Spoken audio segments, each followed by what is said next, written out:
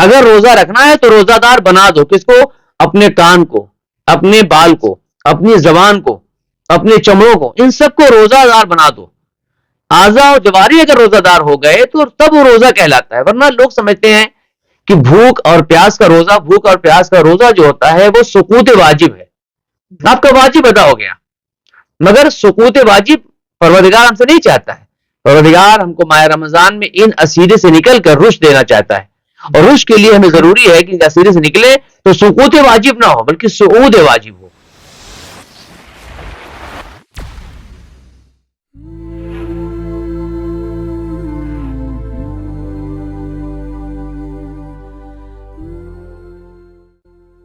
اعوذ باللہ من الشیطان الرجیم بسم اللہ الرحمن الرحیم شہر رمضان الذی انزل فیہ القرآن.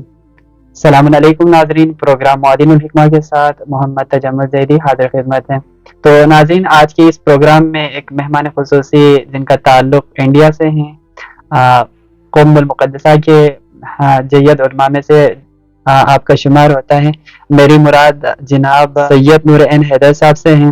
آپ سے ہم مستفید ہوں گے. سب سے پہلے قبلہ صاحب آپ کا ممنون مشکور کہ آپ نے وقت دیا، ہمیں اور ہمارے ناظرین کو وقت دیا. ماہ مبارک رمضان کی فضیلت کے حوالے سے آپ ہمارے ناظرین کے سماعتوں کو روشن فرمائیں.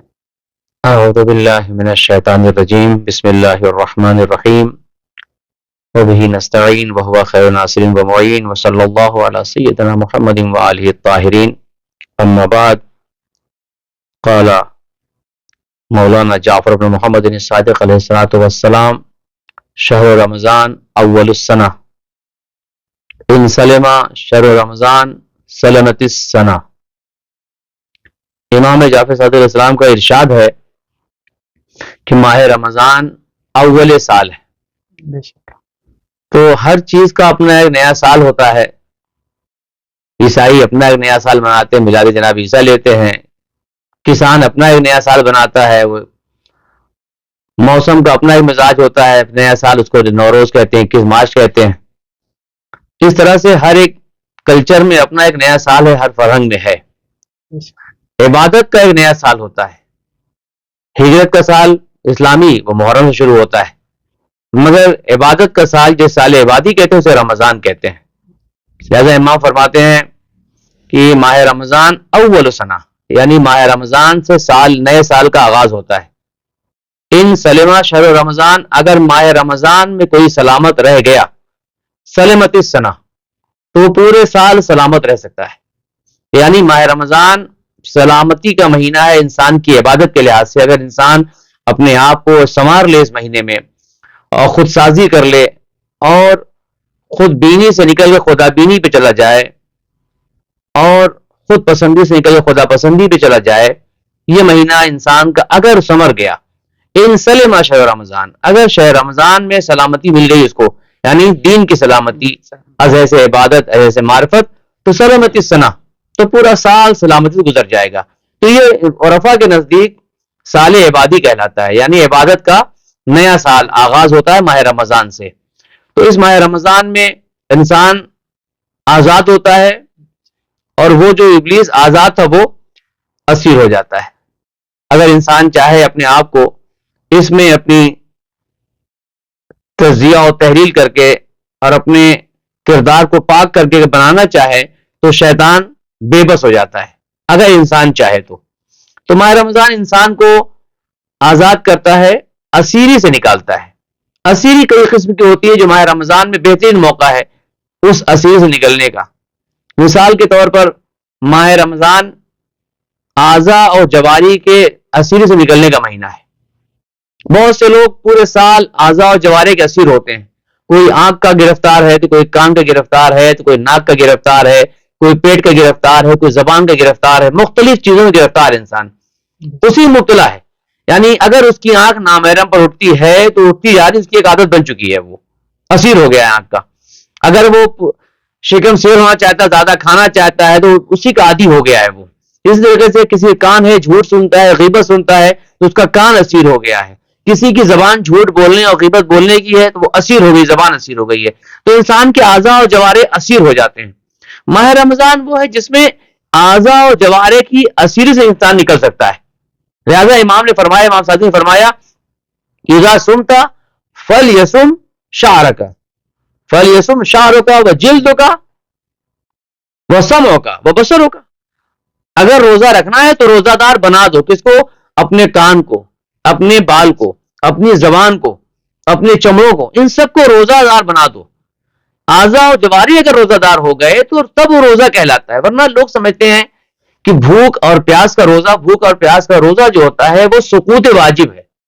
آپ کا واجب ادا ہو گیا، مگر سقوط واجب پروردگار ہم سے نہیں چاہتا ہے.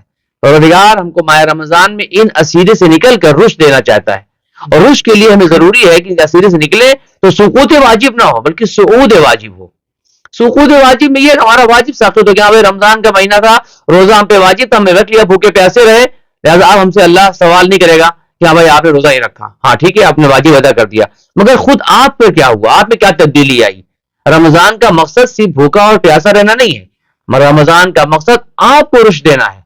انسان بلند ہو، انسان صعود کرے. صعود تب کرے گا جب یہ نکلے گا اسیری سے. جو پورے سال کر رہا تھا رمضان میں چھوڑ دے گا. اب اگر اس نے کھانا اور پینا چھوڑ دیا ہے صبح کی اذان سے لے کے مغرب تک، اس کا مطلب صرف کھانا پینا نہیں چھوڑنا ہے، اپنی زبان کو وہ جو اسیر ہے جھوٹ اور غیبت کی، اسے نکال لے گا، اسیری سے آزاد ہو جائے، زبان آزاد کر دے گا.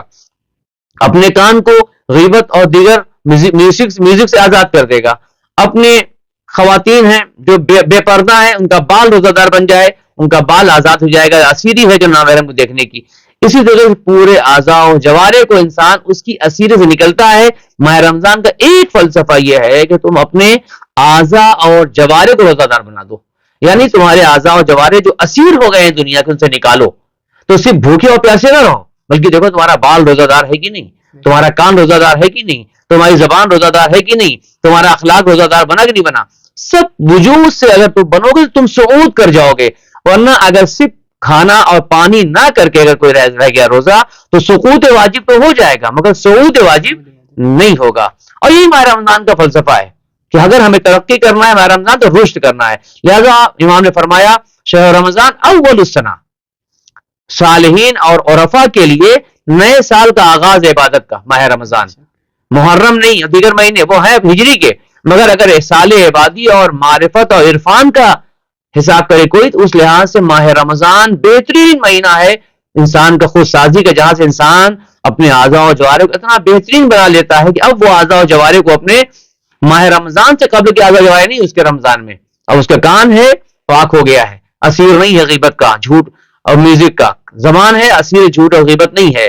نگاہیں ہیں، اسیر نامحرم نہیں ہے. تو جب اس کا وجود پاک ہوتا ہے تو اسے امام نے کہا کہ یہ ہے ماہ رمضان.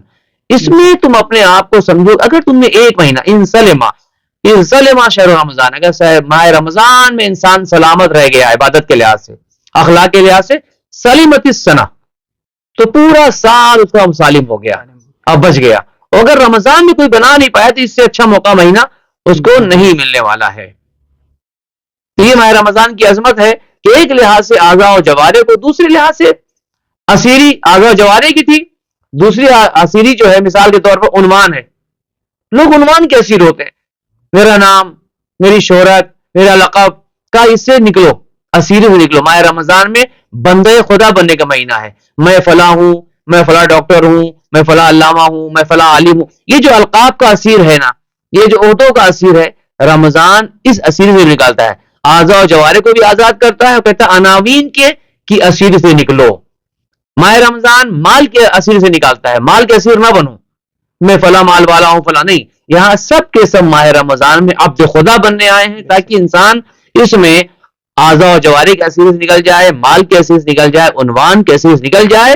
اور جب نکل جائے گا تو پورے سال وہ اسی طریقے سے چلتا رہے گا. اللہ نے کہا میں ماہ رمضان کو ہم نے رکھا ہی اس لیے تاکہ تمہاری پاک سازی ہو جائے.